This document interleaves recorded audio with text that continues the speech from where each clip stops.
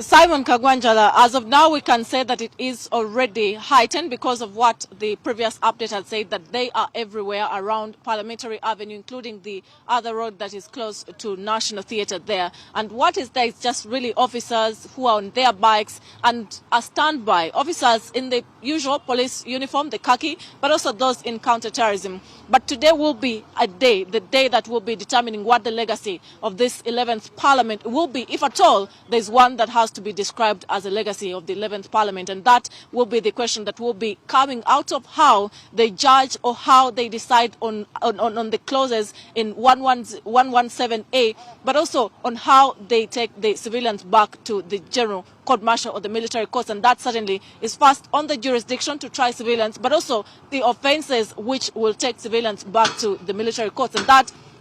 becomes a point of challenge for the 11th Parliament. This indeed engage with the president. But what we gather from what happened in that meeting in State House is that indeed the president first met the committee members, and in the meeting with those committee members, he was hell-bent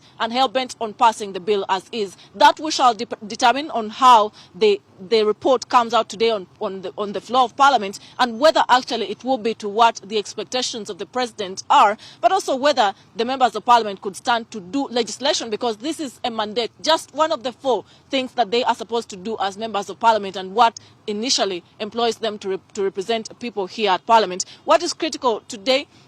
will be on how they decide on those 2 things, but also how they get to debate on the matters per se, because if the bill is as passed or is as brought as it is, then what are the issues that will have to be dealt with in that realm? Because then we know that this will attract with its immediate a court matter or a petition in court to determine whether the law is not one that is in contempt, one of the Supreme Court ruling, but also whether it's not in abuse of several other laws and legislations and undertakings that Uganda is party to. Previously, there were questions and challenges of how and whether this very bill can conform to the Human Rights Enforcement Act, and whether it can actually look at the other laws that are in place, especially to deal with human rights, whether it can be in position to deal maybe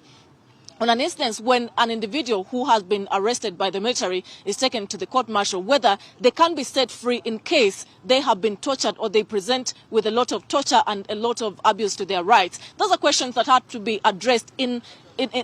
regards to the Human Rights Enforcement Act, but also many of the questions that would be emerging would have emerged out of consultations from the public. That was very limited, and we saw only the bill being dealt with in just 4 days, meeting the AG, the Attorney General, meeting the Minister of Defense, who is the first witness, but also only asking the land from Makere to come and submit the previous day before they can be able to pass or find out what is critical about the bill. Many of them that we have seen write a lot of literature around the military, around military legislation, around military law, were not given chance to come here. We saw a writer from Professor Nalwairo who said actually he had been asked or invited to appear before Parliament a day that the bill was tabled, and so he was expected to appear the next day before they could read the bill, before they could address themselves to the critical issues of this bill and also the Supreme Court ruling. But also many individuals are asking, what is it that is critical about passing and accepting the jurisdiction of the General Court-Martial unlimitedly, like it seems to be as is in the bill? That will be a key question to ask, but the expectations in regards to what will be happening at Parliament, we know that there are requests of improved, if not heightened security or more beefed up security. We know those requests came through, but we shall be determining that as the proceedings start. As of now, the environment seems to be still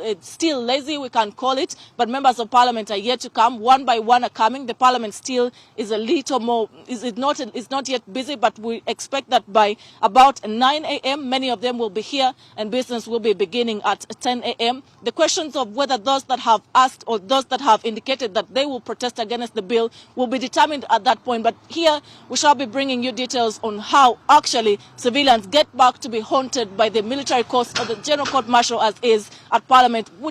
depending on how the determinations will be done here at Parliament. Back to you, Tracy and Simon Kagwanjala at the Political Command Center.